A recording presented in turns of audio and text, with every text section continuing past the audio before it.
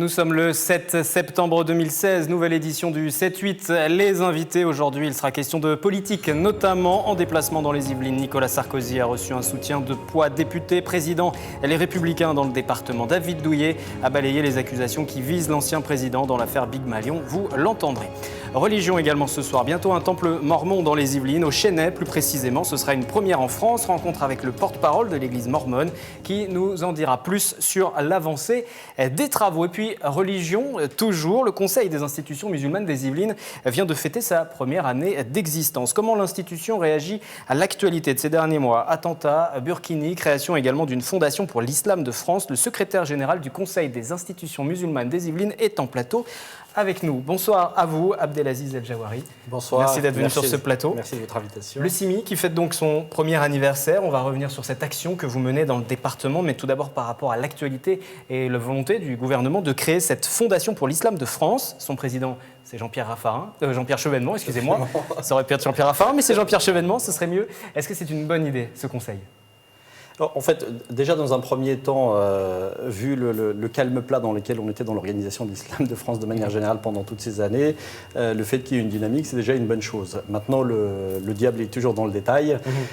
Cependant, on peut avoir des divergences ou de points de vue sur tel ou tel point, mais en tout cas, la dynamique, elle est intéressante. Donc maintenant, on attend les contours très précis. Donc fin août, on était plutôt parti sur une fondation autour de la question des lieux de culte, et donc le projet a changé complètement de nature, donc, parce que là on est plutôt sur quelque chose plutôt de culturel, et la question du culte en lui-même, je pense que la question reste encore entièrement posée. On parle d'islam de France avec cette fondation.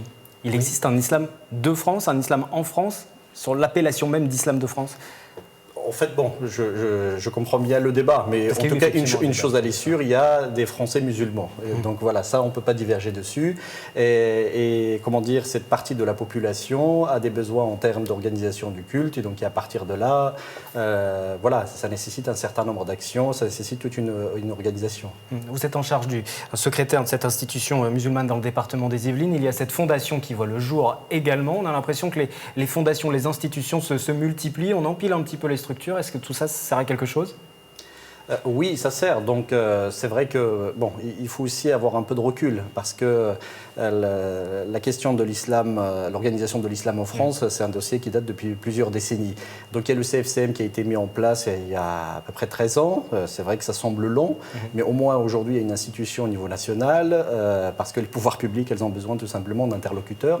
Et nous, notre remarque et notre initiative au niveau des Yvelines, c'est qu'on est convaincus que le souci qu'il y avait, c'est que vous avez un très grand écart entre l'échelle nationale et l'échelle locale. Ça se passe sur le terrain. Exactement. Et donc il fallait tout simplement des strates intermédiaires. Ça ne veut pas dire forcément, on n'est pas du tout dans la thèse forcément de discréditer ou complètement le CFCM ou autre, même si on peut avoir des remarques sur le fonctionnement, sur comment dire, la composition et autres. Mais en tout cas, il était nécessaire d'avoir des strates intermédiaires.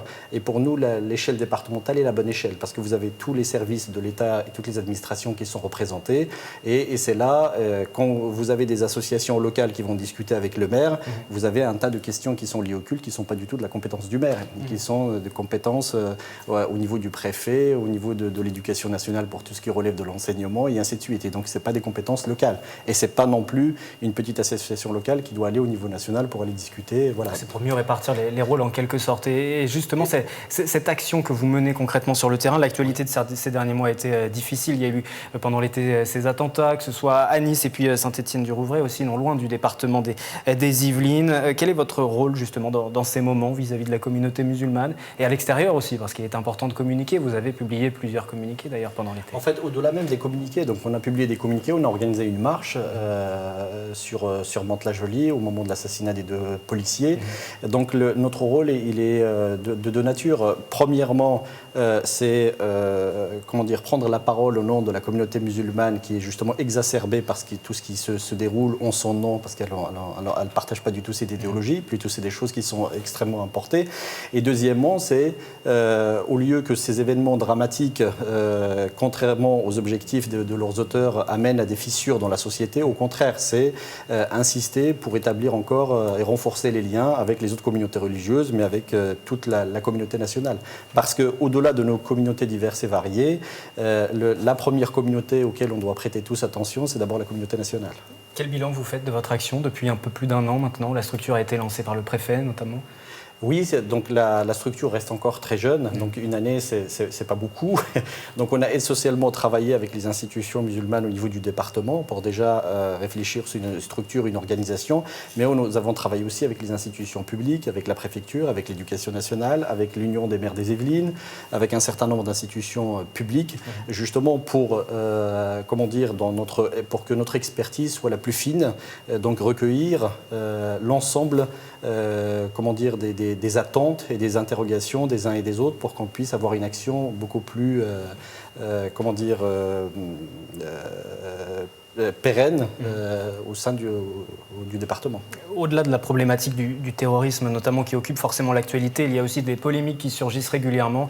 La dernière en date, c'est celle du Burkini, par exemple. Comment vous vivez ces instants-là et comment vous analysez, par exemple, ces polémiques-là? On approche d'échéances électorales aussi, on imagine qu'elles vont se multiplier. Les déclarations des candidats vont se multiplier aussi. C'est vraiment dommageable parce que je pense que l'actualité du pays, sur le plan social, économique, l'actualité internationale, il y a des sujets beaucoup plus importants et beaucoup plus graves sur lesquels il faut se pencher, et d'avoir des hommes et des femmes politiques pour des visées vraiment à très court terme, alimenter des polémiques, parce que croire que le Burkini aujourd'hui c'est la problématique de la société française, je pense que ça ne convainc personne. Ça ne veut pas dire qu'il y a des vraies problématiques ou des vraies discussions sur la question de la laïcité, sur l'organisation du culte et ainsi de suite. Mais vaut mieux se pencher sur les vraies problématiques et sortir le débat de l'islam des polémiques, des petites phrases et cette course un peu malsaine. Et il va y avoir cette course qui va s'amplifier avec les élections prochainement, vous vous attendez? Malheureusement, c'est notre crainte. On espère que nos hommes et nos femmes politiques prendront un peu de hauteur et voilà, on voit tout le pays qui râle. Vous avez les agriculteurs, les chômeurs, les employés et ainsi de suite. Donc je pense qu'il y a des vraies problématiques qui méritent beaucoup plus d'attention dans le débat public. Merci d'être venu sur ce plateau. Merci à vous. Pour cette séquence du 7-8 Les Invités. Je rappelle que vous êtes le secrétaire général du Conseil des institutions musulmanes des Yvelines. Merci à vous. Merci à vous. Nous continuons à parler de religion avec l'inauguration prochaine d'un temple mormon dans les Yvelines. Au Chesnay, ce sera une première en France. Lancé en 2013, le chantier est sur le point de se terminer. Écoutez, Dominique Camels, c'est le porte-parole de l'église mormone et c'est au micro de Camille Lambert. Les travaux aujourd'hui avancent selon le planning qui était prévu. On avait pris un peu de retard au début parce qu'il a fallu dépolluer le sol. Mais aujourd'hui, tout est complètement conforme au planning, donc on est dans notre planning. Qu'est-ce qu'il reste encore à faire? Il reste beaucoup de choses à faire dans les jardins, à l'intérieur, que vous ne pouvez pas voir malheureusement.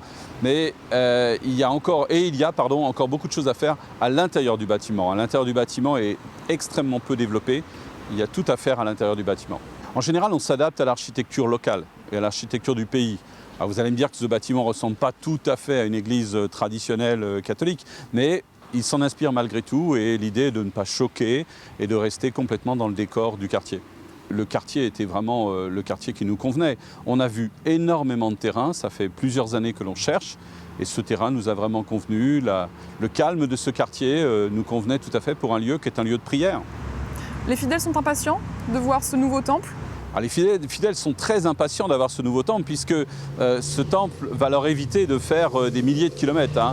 Les Parisiens vont soit à Londres, soit à Francfort, soit à Berne en Suisse. Donc ils font 1200 km aller-retour. Donc ils sont impatients de pouvoir ne plus les faire.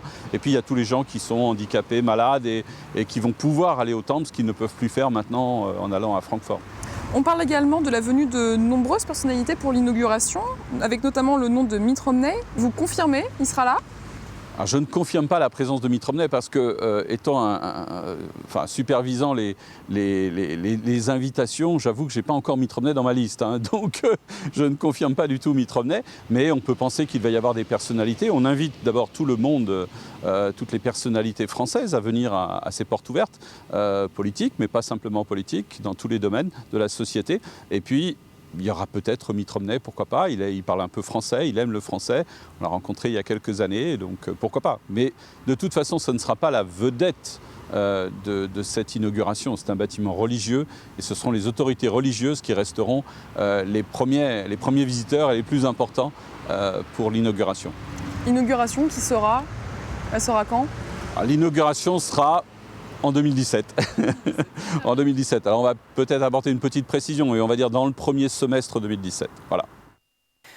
Un tout autre sujet à présent, politique, alors que le parquet de Paris vient de requérir, vous le savez, le renvoi en correctionnel de Nicolas Sarkozy dans le cadre de l'affaire Big Malion. L'ancien président était en ce début de semaine dans le département des Yvelines. Déplacement sur le thème de l'éducation. Il a reçu le soutien de ses fidèles dans le département, à commencer par David Douillet, député de la 12e circonscription. C'est le patron également des Républicains des Yvelines. Et c'est aussi l'un des conseillers pendant cette campagne de la primaire de Nicolas Sarkozy. Écoutez justement David Douillet à propos des affaires judiciaires et une interview menée par Nicolas Kyrilovitz. Nicolas Sarkozy, une actualité qu'on connaît. Quand vous voyez ce soutien-là, quel est votre avis? Vous pensez que les gens en font complètement abstraction? Est-ce que vous pensez, à contrario, que ça peut lui nuire quand même quelque part?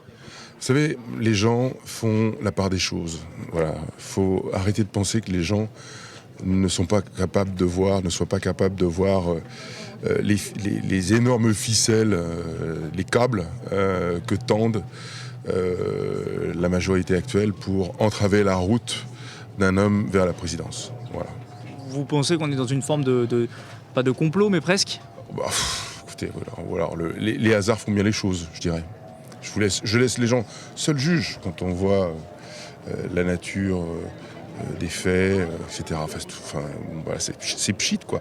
Et les gens, je pense, se sont rendus compte, en tout cas, la preuve, que c'était pchit, quoi, qu'il s'agit de manipulation politique grossière et qui ne devrait pas être s'immiscer dans ce débat ni dans cette cause. Parce que le problème, c'est l'avenir de la France, quand même. C'est sérieux, quoi. Voilà. La politicarde de bas niveau ou de boutiques noires, sombres, occultes dont tout le monde parle, mais c'est fini ce temps-là, quoi. Voilà.